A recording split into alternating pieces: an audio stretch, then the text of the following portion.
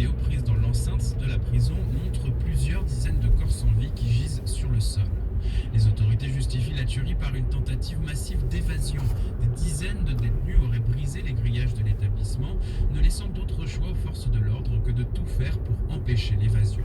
Version réfutée par l'Observatoire vénézuélien des prisons et les proches des victimes. Selon eux, une révolte aurait éclaté après que les gardiens aient refusé de servir à manger aux détenus. Depuis l'arrivée du coronavirus au Venezuela, les visites sont interdites dans les prisons. Ce sont donc les gardiens qui ont la charge de transmettre aux prisonniers la nourriture envoyée par leur famille et qui est souvent leur unique moyen de subsistance. Ce serait donc la rétention de cette nourriture qui aurait entraîné la colère des détenus et le violent affrontement qui s'en est suivi. Le Premier ministre ivoirien est à Paris depuis hier pour des examens médicaux. Amadou Koulibaly, le dauphin désigné par Alassane Ouattara pour la prochaine présidentielle, et c'est le ministre de la Défense qui assure l'intérim à Abidjan. Le second tour des élections municipales françaises pourrait avoir lieu fin juin, le 21 ou le 28 juin. C'est l'hypothèse privilégiée annoncée tout à l'heure par le ministre de l'Intérieur. L'organisation du premier tour de ces municipales, un jour avant le confinement de la population, avait été très fortement critiquée. La gestion des masques également, tous ces sujets, ils seront au cœur d'une commission d'enquête parlementaire que le Sénat annonce mettre en place au mois de juin. Les parlementaires, les Républicains, annoncent pour leur part leur intention de saisir le Conseil constitutionnel sur la prolongation de l'état d'urgence sanitaire, en particulier sur la question de la responsabilité pénale des élus locaux aux avant-postes pour ce déconfinement. Déconfinement le 11 mai, toujours hypothétique, a prévenu le ministre de la Santé ce matin dans le journal Le Parisien. Si le nombre de nouveaux malades était trop élevé, le déconfinement serait tout simplement retardé un peu partout dans le monde. En tout cas, ces jours-ci, on commence à déconfiner. L'Iran annonce la réouverture d'un tiers de ses mosquées dès demain. En Italie, les entraînements de sport reprennent aussi demain. Aux États-Unis, Donald Trump est pressé d'en finir avec le coronavirus. Et à 6 mois de la présidentielle, il sera tout à l'heure l'invité de sa chaîne de télé favorite, Fox News. Une interview réalisée dans un lieu très symbolique, le Lincoln Memorial de Washington. Le gouvernement démocrate de la Californie, lui, n'est pas vraiment sur la même ligne puisqu'il a ordonné la fermeture des plages. Reportage de Loïc Cala. La côte californienne est l'une des régions les plus chères du pays. Les Américains ont même une expression pour ça, la Sunshine Tax, l'impôt soleil. Alors d'ailleurs manifestent dans la rue contre la fermeture des plages. Je ne suis pas souvent d'accord avec notre gouverneur, mais je choisis de vivre ici pour la géographie, dit-elle. Basket pro Donald Trump au pied. Les plages sont un jardin pour beaucoup. Amanda, elle, a choisi une autre forme de contestation. Cette retraitée s'est installée sur le sable et attend d'être arrêtée par la police. La plage fait partie de notre vie quotidienne ici, explique-t-elle. Ça a été très dur de m'entendre dire que je n'avais plus le droit de venir. Mais hier après-midi, la police n'a arrêté personne sur ce bout de plage. Patiemment, elle a demandé en hélicoptère, en bateau ou en buggy aux rares personnes ayant bravé l'interdiction de quitter les lieux. Jim a même eu le temps de finir sa session de surf. Je fais attention à rester à 2 mètres des autres surfeurs, d'être respectueux, assure ce sexagénaire, mais je ne veux pas non plus renoncer à la qualité de vie. Pour Marie, le gouverneur va trop loin alors que le Covid-19 a peu tué dans l'État. On veut tous sauver des vies, mais on n'a pas forcément à restreindre nos libertés pour le faire, regrette-t-elle. À 15h, l'immense plage d'Huntington Beach était quasiment déserte. Loïc Piala, Huntington Beach, RFI. Boris Johnson aurait pu mourir du coronavirus. C'est lui-même qui le dit aujourd'hui dans la presse britannique. Le Premier ministre du Royaume-Uni explique qu'il était dans le déni concernant la gravité de son état et les médecins ont eu raison de le forcer à aller à l'hôpital, et il explique que les autorités avaient prévu tout un plan pour annoncer sa mort. RFI, il est presque 15h08 à Paris. Le peuple kabyle est sans voix depuis hier soir. Leur chanteur, Idir, est mort à l'âge de 70 ans. Sophie Torlotin. Il voulait devenir géologue, le petit Hamid Cherrier, né en 1949 dans un village de Kabylie. Étudiant à Alger, musicien à 16 heures, il choisit le pseudo Idir pour que sa mère ne le reconnaisse pas. Un passage en 1973 sur Radio Alger change le cours de sa vie. Il chante une berceuse en langue berbère, Avava Inouva. Le titre fait le tour du monde alors qu'Idir fait son service militaire. Très vite, Idir s'installe à Paris pour produire son premier album, puis disparaît de la scène pendant 10 ans. Son album Identité, publié en 1999, signe son grand retour. Idir, chantre du dialogue des cultures, propose un métissage musical fait de shahabi, la musique algéroise, et de rythmes occidentaux. Il y chante avec Manu Chao, l'Orchestre national de Barbès, ou encore Geoffrey Auriemma.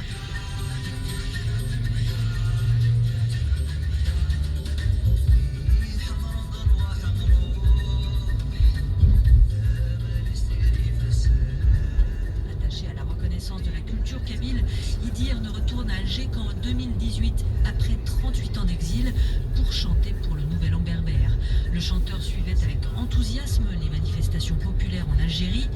Lui, qui révélait souffrir d'une fibrose pulmonaire, vivait le soulèvement du peuple algérien comme une bouffée d'oxygène.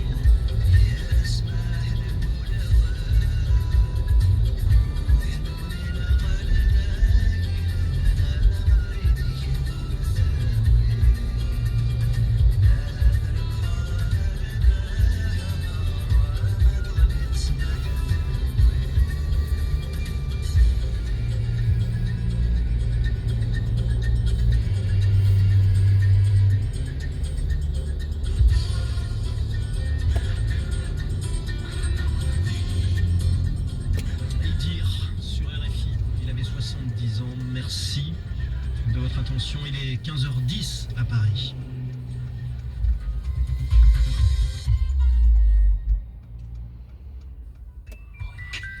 Vous étudiez dans une université membre de l'Agence universitaire de la francophonie? Participez au prix des jeunes écritures RFI AUF en envoyant une courte nouvelle commençant par « Suis-je dans le noir ou ai-je les yeux fermés ?» Peut-être les deux. Première phrase d'un roman d'Atik Raimi. Imaginez une suite originale et rendez-vous avant le 17 mai minuit sur www.auf.org. Plus d'informations sur rfi.fr.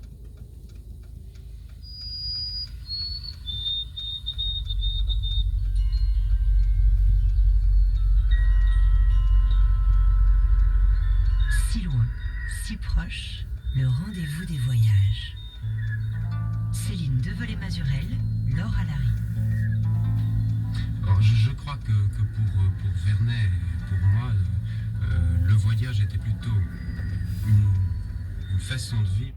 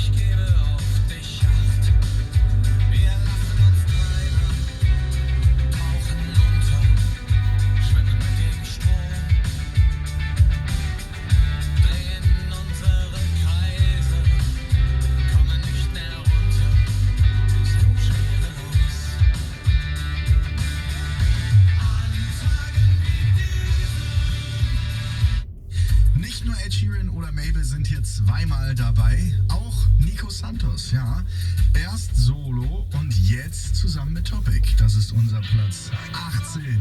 Ganz neu. Like I Love You. Hier bei dem BB Radio Top 50.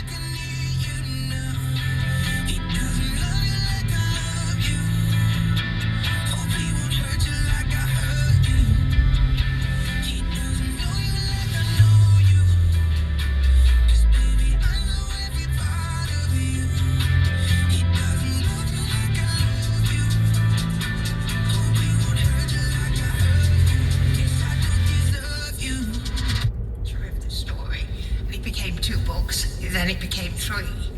So I'm taking a man glimpses of his early life, and then I'm taking him through his rise to power, and roughly from his early 40s to his death at around about the age of 55.